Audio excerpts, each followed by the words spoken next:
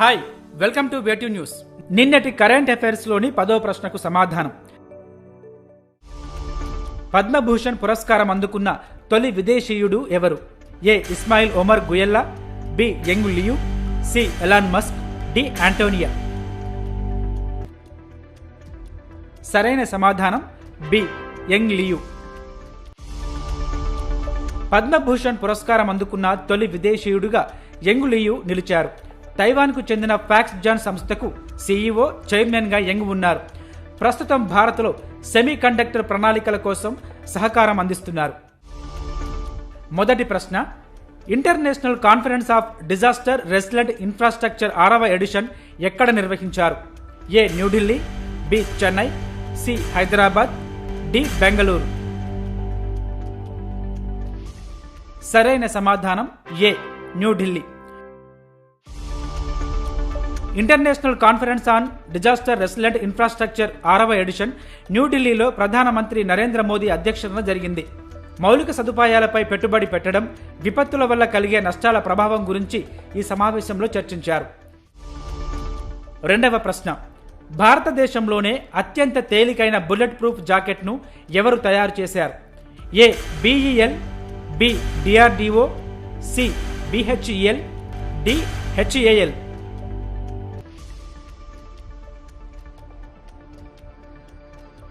సరైన సమాధానం B. DRDO. Defence research and development organisation DRDO దేశంలోనే అత్యంత తేలికైన బుల్లెట్ ప్రూఫ్ జాకెట్ను అభివృద్ధి చేసింది. తీవ్రమైన ముప్పుగా పరిగణించే లెవెల్ 6ను ఎదుర్కొని మందుగుండు సామాగ్రి నుంచి రక్షణ కల్పించేలా ఈ జాకెట్ను రూపొందించారు. మూడవ ప్రశ్న, ఓటర్ ఇన్ క్యూ అనే యాప్ను ప్రారంభించిన రాష్ట్రం ఏది? A. Telangana, B. Andhra Pradesh, C. Haryana, D. Punjab. సరైన సమాధానం సి. హర్యానా. హర్యానా రాష్ట్ర ఎన్నికల సంఘం ఓటర్ ఇన్ క్యూ అనే యాప్ను ప్రారంభించింది.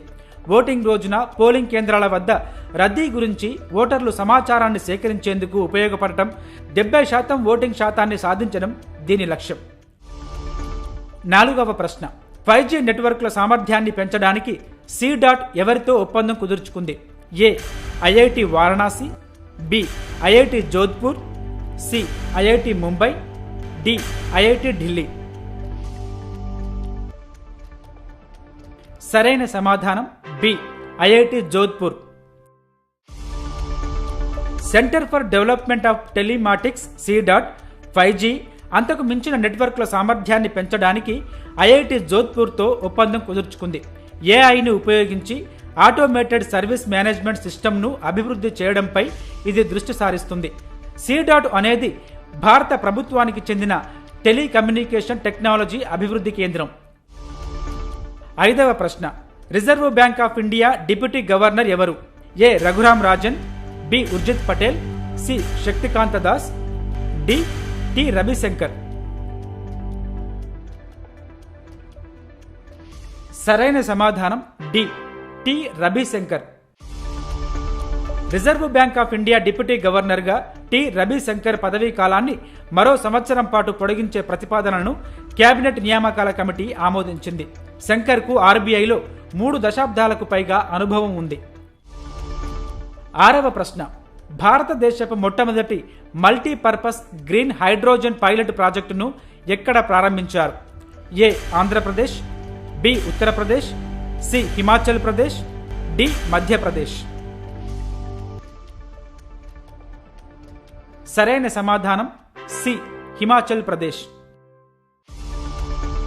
హిమాచల్ ప్రదేశ్లోని జక్రీలో మొట్టమొదటి మల్టీపర్పస్ గ్రీన్ హైడ్రోజన్ పైలట్ ప్రాజెక్టును ప్రారంభించారు.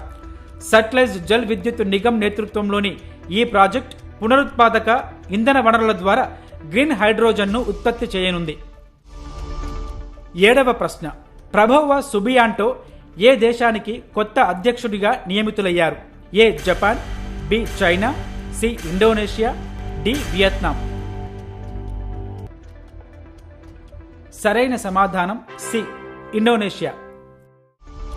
ఇండోనేషియా కొత్త అధ్యక్షుడిగా ప్రభోవా సుబియాంటో నియమితులయ్యారు. ఇంతకుముందు ఆయన దేశ రక్షణ మంత్రిగా ఉన్నారు. అక్టోబర్లో జోకో విడోడో నుంచి ఆయన పదవి బాధ్యతలు తీసుకోనున్నారు.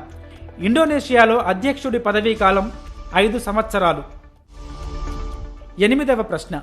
ఐసీసీ పురుషుల టీ20 ప్రపంచ కప్ 2024 బ్రాండ్ అంబాసిడర్గా ఎవరు నియమితులయ్యారు? A Mahendra Singh Dhoni, B Lionel Messi, C Usain Bolt, D Sachin Tendulkar. సరైన సమాధానం C Usain Bolt. Legendary sprinter Usain Bolt ICC పురుషుల టీ20 ప్రపంచ కప్ 2024 అధికారిక బ్రాండ్ అంబాసిడర్గా నియమితులయ్యారు. ఈ వరల్డ్ కప్ను జూన్ 1 నుండి 29 వరకు వెస్టిండీస్, అమెరికాలో నిర్వహించనున్నారు. ప్రపంచవ్యాప్తంగా 20 జట్లు ఇందులో పాల్గొంటున్నాయి. 9వ ప్రశ్న. ఆర్చరీ ప్రపంచ కప్ 2024 ఎక్కడ నిర్వహిస్తున్నారు? A Malaysia, B China, C దక్షిణ కొరియా, డి భారతదేశం. సరైన సమాధానం B China. Archery world cup 2024ను చైనాలోని షాంఘైలో నిర్వహిస్తున్నారు. తరుణ్ దీప్ రాయ్, ధీరజ్ బొమ్మదేవర, ప్రవీణ్ జాదవ్లతో కూడిన భారత పురుషుల రికర్వ్ ఫైనల్కు చేరుకుంది. మహిళల కాంపౌండ్ క్వాలిఫికేషన్ రౌండ్లో జ్యోతి సురేఖ వెన్నం 2వ స్థానంలో నిలిచారు. 10వ ప్రశ్న. కోంగో జోమ్ డేని ఏ రాష్ట్రంలో నిర్వహిస్తారు? A Nagaland, B Manipur, C Meghalaya, D Mizoram.